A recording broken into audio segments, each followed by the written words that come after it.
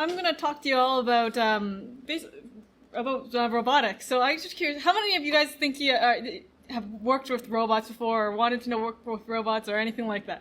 Hey, that's pretty good.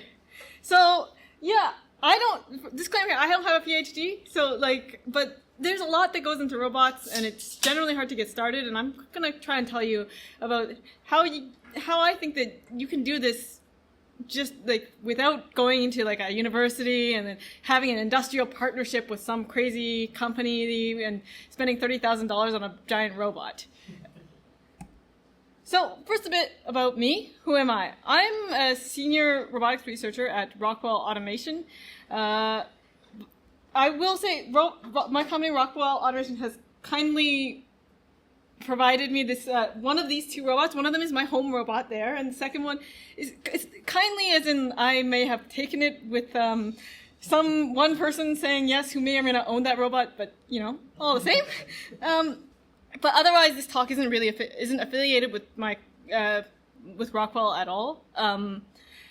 I work for navigation algorithms for mobile robots. So much like these guys, and navigation is okay, so how do I get from here to there?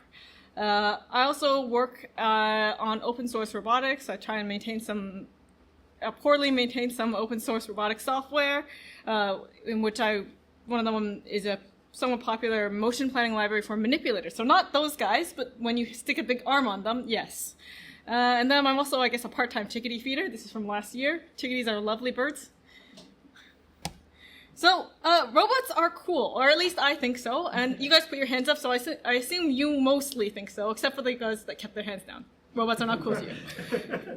So robots, there's a lot of different types of robot. You've got this thing on the top that's an outdoor robot rolling through the forest. You've got these robots here that are more traditional, with the arms that are doing factory pick and place. This one's actually assembling a Raspberry Pi, and you've got Data over there.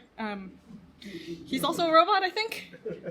But what's cool about robots is I feel like they're kind of at an intersection point between electrical, mechanical, and software. So in the middle we got our little happy robot guy here. I'm not nearly as good an artist as Data there, so we've got this little thing. It kind of looks like one of these things if you look at it flat on.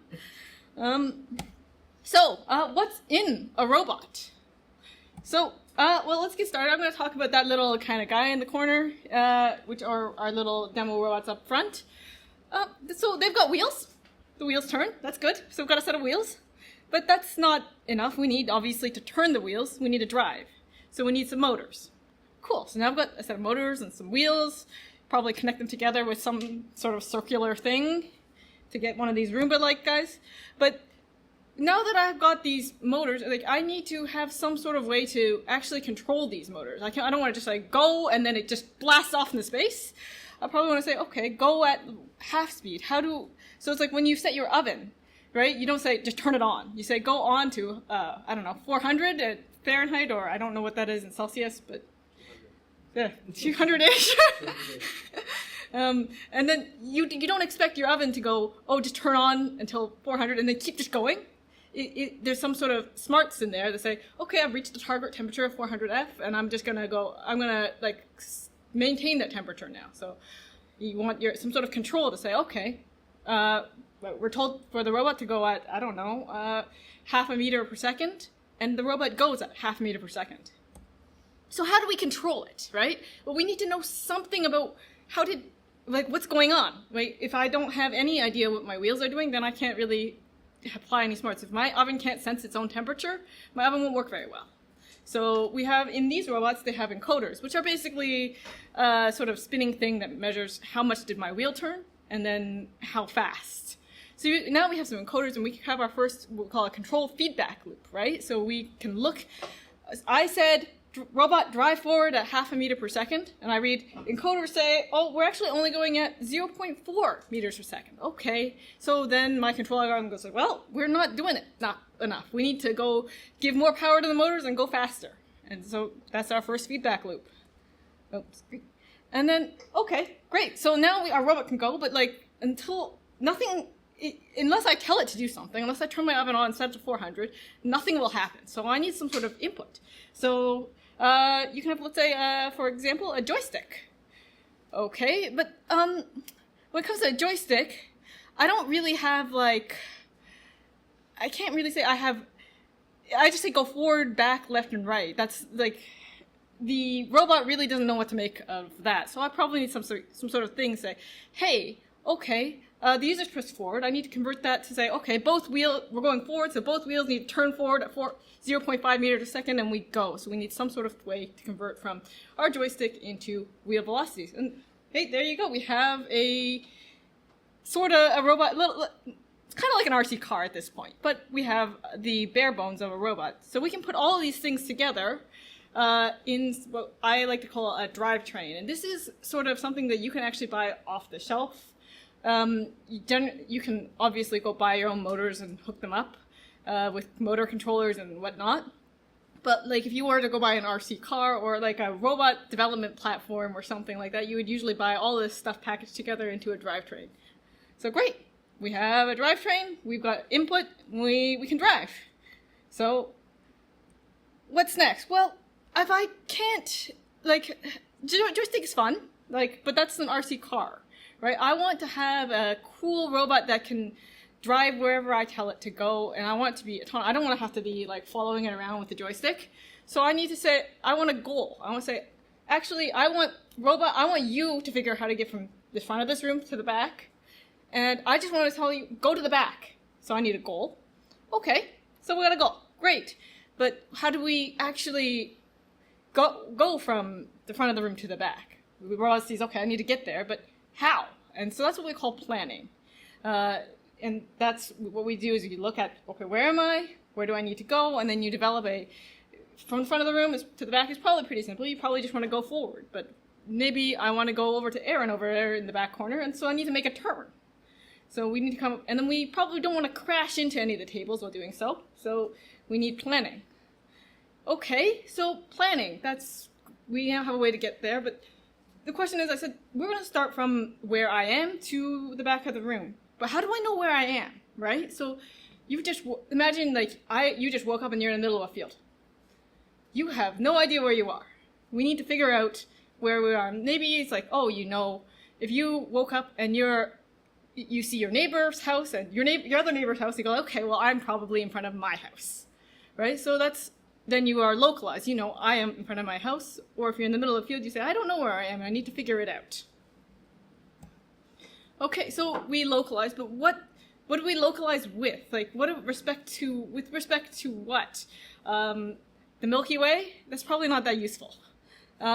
So generally when you localize, you do that with a map. So it's very much like, think of a normal map that you probably use Google Maps these days, but you all are hopefully old enough to have unfolded one of those big paper maps.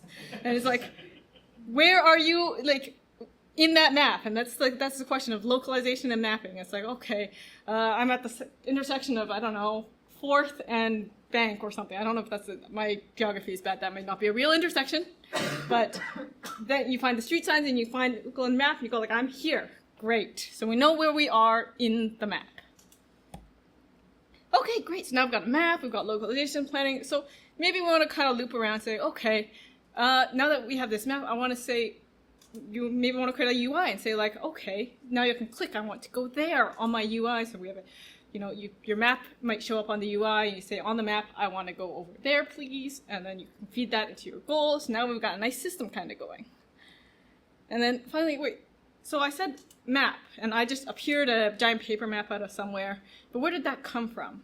So in robot land, the robot knows its own, or robots can generate their own map. So it's like a cartographer, right? Someone goes along and like, I don't know, actually, I have no idea how cartography actually worked in the, 1800s or whatnot. But someone probably went around and started sketching out, okay, this is where the coastline is or something like that. So robots can do that too, and they have their own way of seeing the world with their sensors, and what does the world look like to a robot? And they will make their own sort of map based off of their own view of the world. So we can create maps now with mapping. And where did we get all the information from? From our sensors. So we need to read our sensors. I talked about encoders. That's one such sensor. On these robots, we also have a LiDAR, which is the spinning thing on top. It's a thing that like Elon Musk won't put on his cars, as far as I understand. And this one technically is a camera. It's technically unplugged, but you could also use that too. There may be other sensors. This one actually has like some like an orientation sensor in it, but like, that's also not used today. That one also has a mouse sensor in it, like tracking the floor. So when I move a mouse around, you have a sensor that says, okay, you move the mouse. It uses the same technology to say, I moved along the floor. So yeah, we need to read sensors. So we have this kind of network of what goes into a robot to get from A to B. So let's kind of take a bit of a deep dive in. All right, so localization. So what's in localization? So there's a lot. We can actually zoom into a lot of these components in that big sort of network of stuff. But I'm going to first talk about here. Okay, how do we localize? I'm going to talk about an algorithm we call a particle filter, but I'm not going to get into the details of it. But in the end, we need to figure out. We have a motion model. So like, okay, I moved, my robot moved. And we need to be able to sort of represent that in sort of a model. And same thing is, okay, now we've moved, and we also need to have an idea of what are the sensors telling us. And we can feed these all together into some sort of like sampling algorithm that I don't want to get into, but basically it can create a little loop of like figuring out where we are. So let's actually take a look at that. So,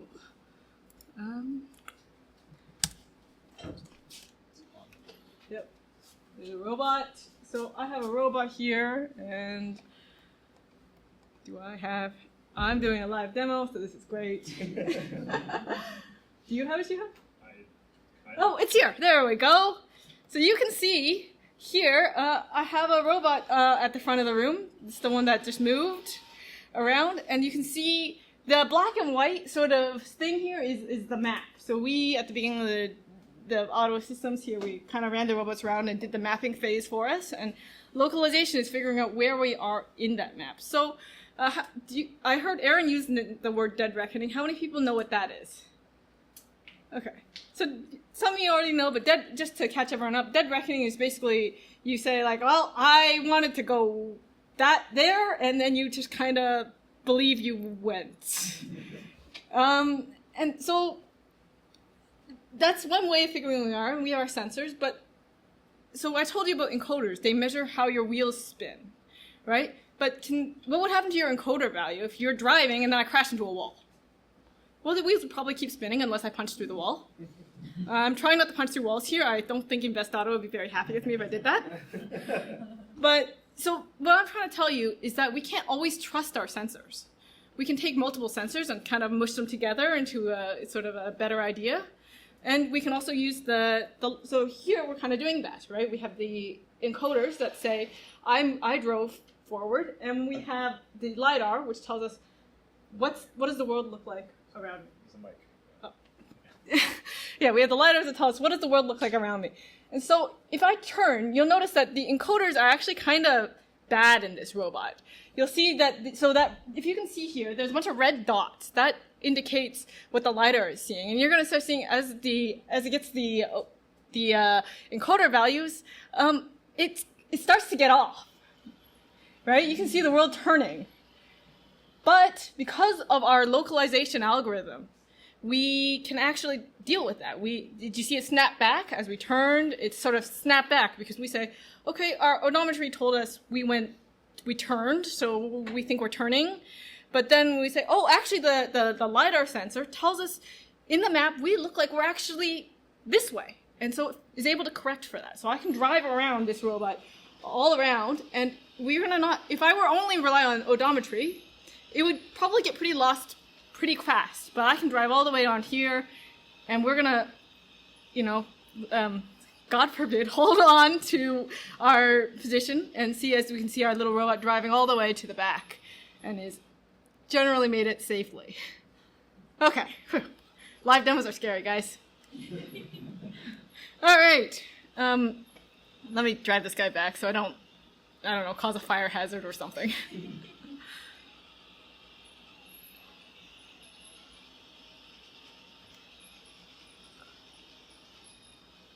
So that's localization. I'll put this down. And so let's get back to our presentation. So what just happened, right?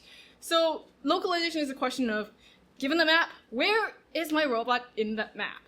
So we have this map here, which is like, I don't know, some sort of hallway with offices or something like that. Everyone's got, but somehow for reasons that the author didn't want to draw doors, it has no doors. And then we have our robot on the right. And so what does our robot see? Those dots, if you remember those red dots on that sort of map that I showed you in that demo, I use yellow here because it shows better, but that's the same idea. These are the LiDAR points. So we see we have some data from our robot and we have a map. So we have to figure out where are we, right? So let's take a guess. So let's move this guy into the map and say, what about here? Well, I mean, we can look at that. The dots represent obstacles from the LiDAR, and that fits with the holes pretty darn well, I gotta say. So that looks good. Great. So are we there? Well, we don't know yet. Well, so let's try another point. Well, I don't think we're here. You can see that our dots don't align with really the walls at all. We can say, okay, this point, we're very likely not here. So that's when I was turning the robot and you saw all of those dots shift. We can say, oh, okay, while the encoders are telling us we might be there, actually, given our LiDAR data, it doesn't look accurate. We don't think we're here actually at all. But right now, we don't have enough data. What if we're here? This is also equally as valid. And then, I didn't show this for you, but think about what if the robot is actually, orientation plays a role here too. So what if the robot is actually facing the other way, right? So there are multiple places right now. We don't know where we are. We have a couple ideas of where it's more likely, but we don't know 100% where we are. What do? We move. So we shuffle over to the left. It's actually the same. Sorry, I just figured it out. Yeah, we just shuffle over to the left. Okay, so we have some new data. We've moved and we see some new data on our LiDARs. That's great. So let's take a look again. So let's take our guess and shuffle it over to the left. Well, you can see that's where the robot is. And look at here. I see this sort of circular thing, but that's not present. So we can say this is maybe not a good fit. But what about our other guess? Well, suddenly that circular bit fits this guy's, I don't know, plant pot or something. And so finally, we know we are here. So that is how localization works in I don't know how long I took, but I guess an elevator-ish pitch if you're going up a 50-story building. So localization, let's go back to our sort of global robot blobs here and say, okay, now let's talk about the other fun one that I work on a lot is planning, right? So how do we actually say, okay, I'm here and I need to go way down there? So let's zoom in on planning. So what do we take in? We need a goal. I say go there. Okay, so given a goal, and I've already had the localized, I know where I am. I need to get there, somewhere else. So how do we do that? We do path planning. So are you guys familiar with A star? Yeah. So that's an example. How do you search a graph, right? So path planning, we can sort of find a way. And then, so we can say, okay, I need to move, I don't know, 5 meters, maybe not, I don't know, some meters down the hallway to go to the back of the room. That's great. But how do I know actually how much do I need to turn my wheels to get there? Or another example is for arms. We do something called kinematics, which is like, okay, my arm is here and I want it to go over there. And so should I grab it like this? Or should I have my arm, there are multiple ways to slice an onion, I guess, in this case. So we do something called kinematics to be able to figure out how should my robot look when it gets there. And then we might also do another level of planning in that sort of okay, the wheels are turning sort of space, not in the, I need to move 5 meters, but how much do I actually need to turn my wheels to get there? All right, so let's take another look.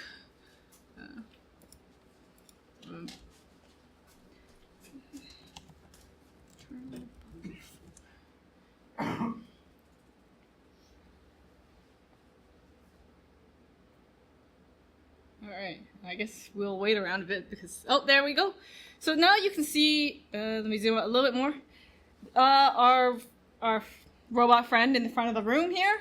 and are the same map, you'll see a bunch of other fun colors. And you can see around all the walls and all the legs of the tables. Because remember, the robots see the world from this height, not from up here. So they see table legs, not tables. So you see a bunch of table legs. And these are all surrounded by these colorful things. And that's kind of saying it's called a cost map. And it hopefully, as its name applies, it assigns a cost, saying, oh, I don't actually want to, like, you know, scrape by the table edge as I drive. So it says, okay, I'm going to try and stay away from there if I can. So if things work, I'm going to go say, let's move down the hall by saying, go there. Oh, live demos are scary, guys. Yeah.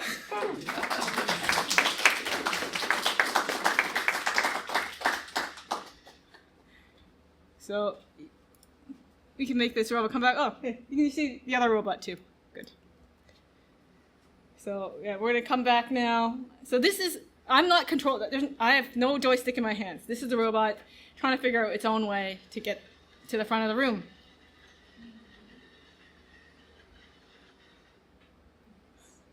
All right.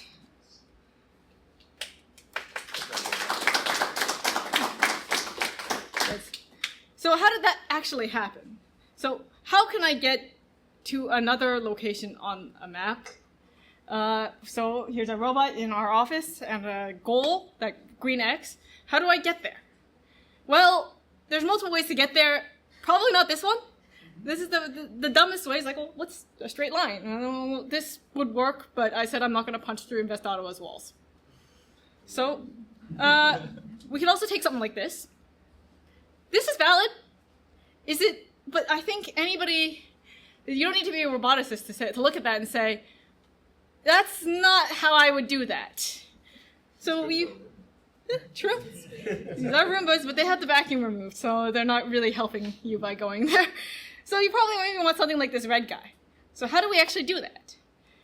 So the trick is, or one of the ways to do this is, we can treat the world, the map, like a graph, right? Divide our world up into these cells and say which ones have obstacles, which ones don't, and then connect these cells up. And so I kind of already spoiled that with the A-star, but how do you search through a graph?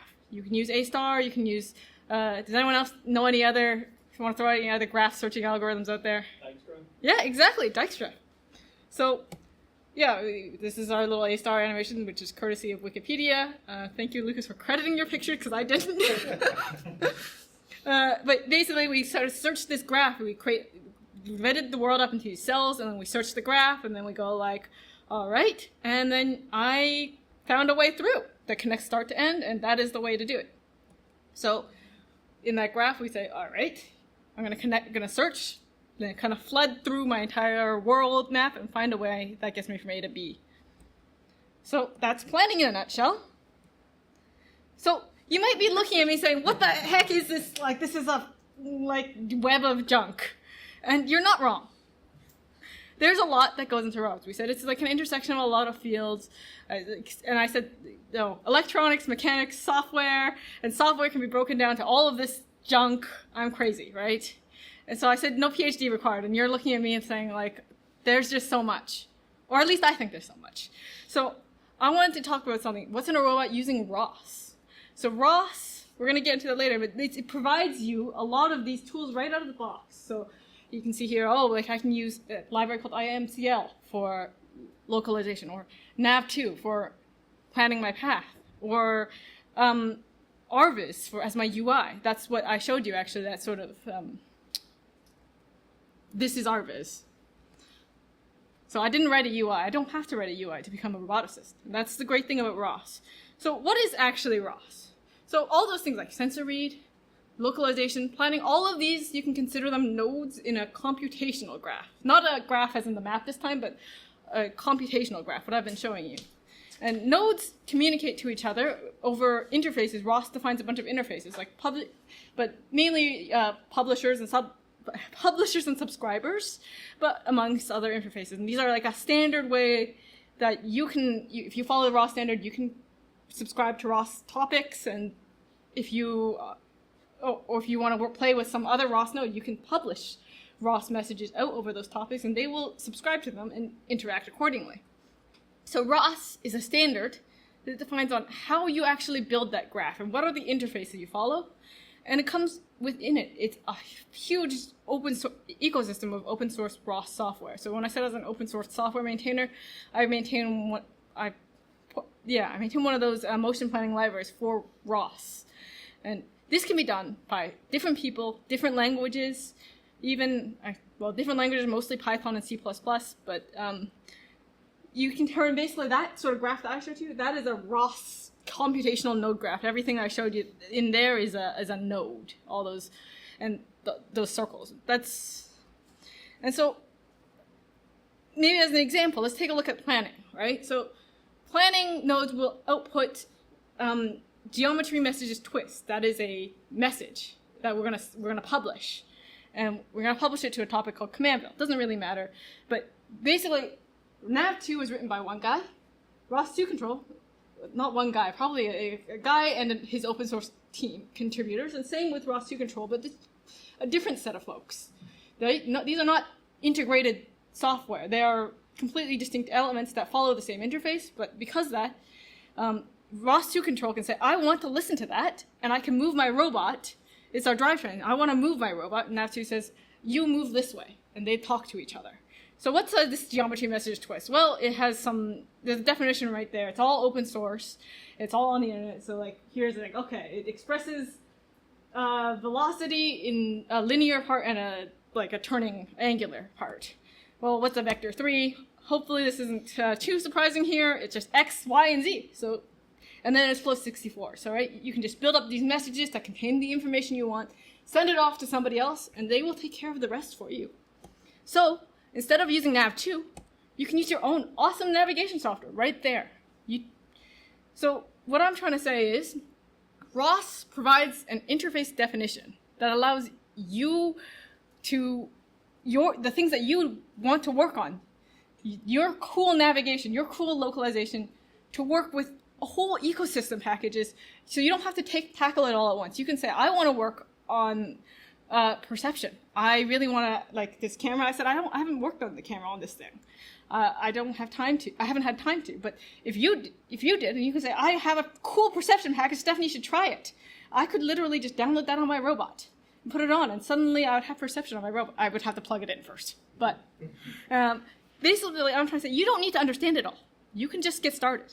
You don't need to reinvent the wheel. People have already come up with these packages. They're widely open source. You can just use them. It's as easy as sudo apt-get install nav2. So I'm here to tell you, I think last time we talked about the over-provisioned home labs. So put your home lab on wheels. Have a home robot. You don't need a team of roboticists to get started. There's no PhD required. So, yeah, there's a link there if you really want to take a look at the code behind this. It's all open source. It's not documented pretty much at all. So, like, if you're curious, it's a morbid curiosity. Let me assure you of that. So, yeah, I'm going to do some questions, but after that, I'm going to open the floor. Please try out the robots. I've got controllers, and there's 2 computers. We can kind of test around the robot. You don't break walls, please.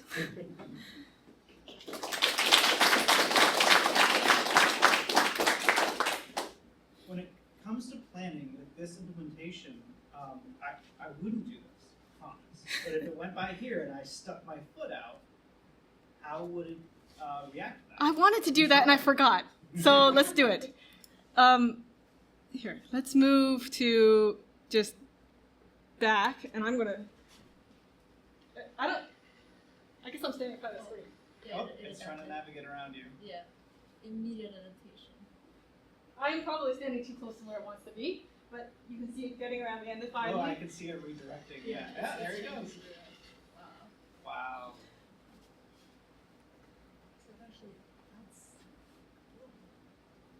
So it's just like a iRobot Roomba? Yeah, more or What less. do you have to do to modify it so that you can actually run the software on it to control that? So these are iRobot's create series. Unfortunately, iRobot seems to be in some. I don't know if you guys have followed the market thing, but they're not in a great situation. They've been cutting back a lot, and they've discontinued. There's the buy button for their educational platform disappeared. This is their educational platform, so it's a little bit more. It's actually was very reasonably priced. So I'm very disappointed to hear this. But this is essentially this one's an older robot, Roomba actually. Like I literally yoinked out the vacuum. So what did I have here? I'm gonna put that and leave a wheel behind. Don't worry about it. So what's in this robot? This is a Roomba base. So they provide, as I said, there's a drivetrain. This is my off-the-shelf drivetrain, the wheels and the motors and all that junk. So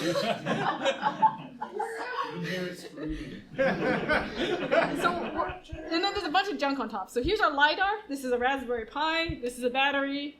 I have a it's unhappy. I mean, I ripped out the vacuums and then I stuck another I 3D printed a new bin to replace the vacuum bin and stuck a wheel there instead. So this guy, the Raspberry Pi has a serial interface. You have to drill it yourself. So the robots, I believe, a certain series of Roombas actually have a serial port. 600. The 600 series have a serial port that's just hidden under the faceplate. So you can just, as we did, just drill into it at the right spot, and then you'll find a serial port. And so this is a cable. We just USB the serial and loop it from the Raspberry Pi right into the Roomba, and then suddenly we can say drive. The other one is This other one's a slightly more integrated one. This one is the one I got from work, and they technically sell it. I have no desire for you to go buy it, because this is actually, I think, kind of overpriced. Well, I don't know if it's overpriced. It's just kind of expensive for a hobbyist, and that's why I didn't buy one until I could just pirate one from work. But it looks a lot less glued together. There's no visible 3M and 3D printed junk on it. But it's basically the same thing. You've got your LiDAR. You've got your camera on top. This one actually talks to a Raspberry Pi in the vacuum bin, which I can't really show you too much. The thing is, this one actually uses the robot's battery, so I don't need an external battery, and it talks actually the on-robot computer using ROS as well.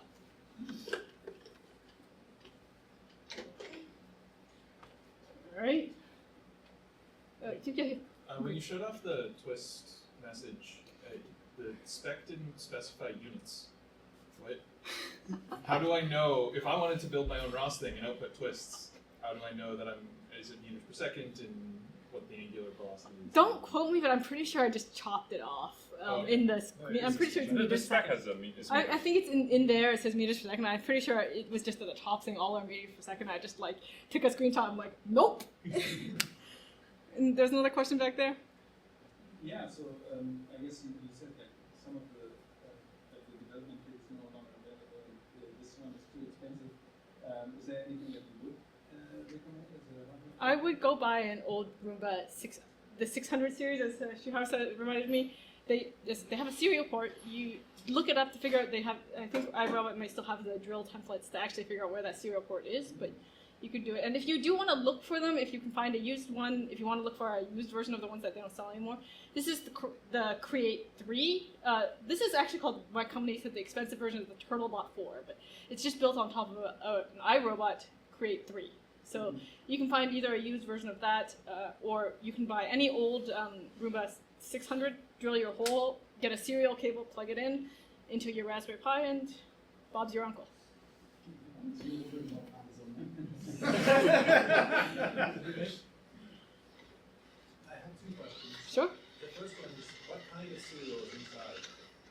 What kind of cereal is inside? Life or Kellogg's? I'm curious, you mentioned, you had a slide with the robotics, and there was an arm in there, and the navigation. Yes. So for 2D planning, I can sort of understand, it's a line segment, and I can understand the data structure. But what kind of data structure is there for An arm, okay, yeah. Well, arms make things a lot more complicated, and that's why actually I'm really excited for the AI folding laundry demos coming. But I'm not there yet, so I'll talk about the traditional way to do it. So arms, instead of just a plane, you've got 3D space to move in. You've got you can now have X, Y, Z, and 3 orientations to juggle between, and you have generally 6 or 7 joints. So everything you have a joint angle, you would say, okay, I want joint 1 to go to, I don't know, 10 degrees, joint 2 to go to 16 degrees. And then you can do, that's what the kinematics is how do you figure out from the series of like, okay, joint 1 is 10 degrees, joint 2 is 16, so where is the end of my arm? And so you basically do your planning in what we call joint space, which is all those angles. You say, okay, I need all my arms to move in these degrees. And then with the goal of like, you probably don't say, I want the robot to have exactly these joint angles. I don't think like that. And that's why you use kinematics to say, okay, robot go over there. The kinematics says, this is what the arms will look like. And then you do your planning, say, okay, then joint 1 needs to go 0 degrees, 1 degree, 2 degrees, 4, up to 5, or up to 10 to where you want it to be. Bunch of vectors. Yep, bunch of vectors. All right. If there's no more questions, oh, there's one more. Okay, sure. I don't know if this is an easy answer, but I'm wondering, like with the different sensors kind of disagreeing, right? How do you come up with a consensus? I guess? Cool. Yes, I can answer this. This is something called sensor fusion. It's a big field. There's a lot of things. There's a package in ROS 2.4 called Fuse.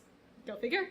And one of the ways to use it is called a Kalman filter. And this uses some probabilities to say, like, okay, we have this much confidence in a measurement from sensor 1, and it says it's here, and sensor 2, we have this much confidence, and you kind of say, like, okay, take the, merge these and try and find the most likely measurement that sort of all agrees with all of the different sensors.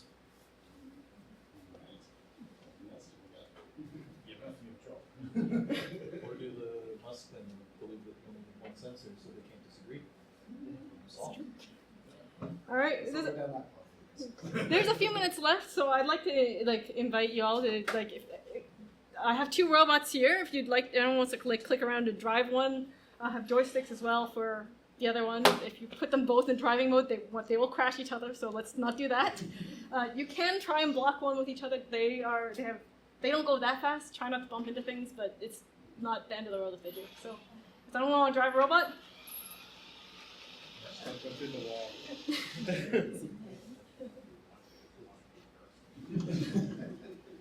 There's 2 robots, so visit over there or over here. It's fine.